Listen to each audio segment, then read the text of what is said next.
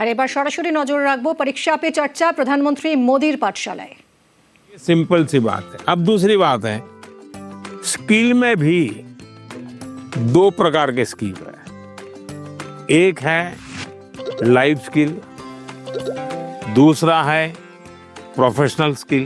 उसमें भी कोई मुझे पूछेगा कि साहब लाइफ स्किल में ध्यान देना चाहिए कि प्रोफेशनल, मैं कहूंगा दोनों में देना चाहिए। अब मुझे बताइए, बिना अध्ययन किए, बिना ऑब्जर्वेशन किए, बिना ज्ञान प्राप्त किए कोई भी स्किल आ सकता है क्या? No sir. तो स्किल की शुरुआत तो ज्ञान से ही होती है। Yes sir. तो उसका महत्व कम नहीं है। मान लीजिए हम बहुत बढ़िया पढ़ लिए हैं, लेकिन एक बार अचानक माँ बाप को बाहर जाना हुआ। अब हमें भूखे मर रहे हैं, किचन में सब पड़ा है, लेकिन पता ही नहीं कैसे करूं, क्या करूं, कि डब्बे में क्या है, कैसे निकालूं। क्यों? हमने कभी ध्यान ही नहीं दिया। जो इसलिए लाइफ स्किल जीवन की रोजमर्रा की जिंदगी है, इसमें हमारी लाइफ स्किल अच्छे से अच्छी कैसे हो। मेरा सुबह उठने का समय क्या है, सोने का समय क्या है, मैं व्यायाम करता हूं तो मेरी उम्र के हिसाब से मैं व्यायाम करता हूं, मुझे नया व्यायाम में सीखता हूं कि नहीं सीखता हूं। मैं किसी को मिलने जाता हूं तो मुझे बातचीत करना कॉन्फिडेंस से आता है कि नहीं आता है।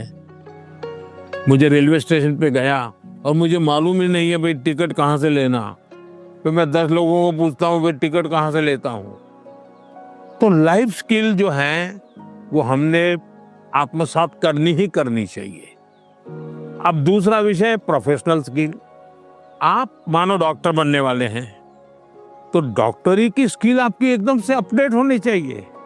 ऐसा नहीं कि मैं नंबर 1 हो गया था यूनिवर्सिटी में और इसलिए मैं ऑपरेशन करूं या ना करूं चल जाएगा, ऐसा नहीं है। आपको अगर हार्ट स्पेशलिस्ट बनना है तो किताबें आपको हार्ट स्पेशलिस्ट बनने में मदद कर सकती है, हार्ट स्पेशलिस्ट नहीं बना सकती। हार्ट स्पेशलिस्ट तो आप तब बनेंगे जब एक्चुअली आप पेशेंट के साथ, उसके हर स्टेज के साथ जुड़ करके अपना स्किल डेवलप करोगे। अगर आपको वकील बनना है, आपको कॉन्स्टिट्यूशन की सारी धाराएं पता है, इस धारा में इतनी सजा होती है, इस धारा से ऐसे बेल मिलता है, सब मालूम है। लेकिन अगर आपको अदालत में जाकर के एक वकील के रूप में तैयार होना है तो किसी वकील का जूनियर बनना पड़ता है, प्रोफेशनल स्किल सीखनी पड़ती है, उसमें से आपको आगे आना होता है।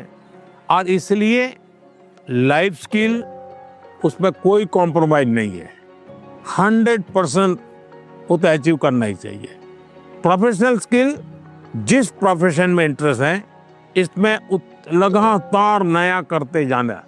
अब उसमें भी पहले हार्ट के पेशेंट को इतनी टेक्नोलॉजी नहीं थी, आज टेक्नोलॉजी आ गई। तो आपकी उम्र भले 40 साल हो गई होगी, लेकिन आपको टेक्नोलॉजी पढ़नी पड़ेगी।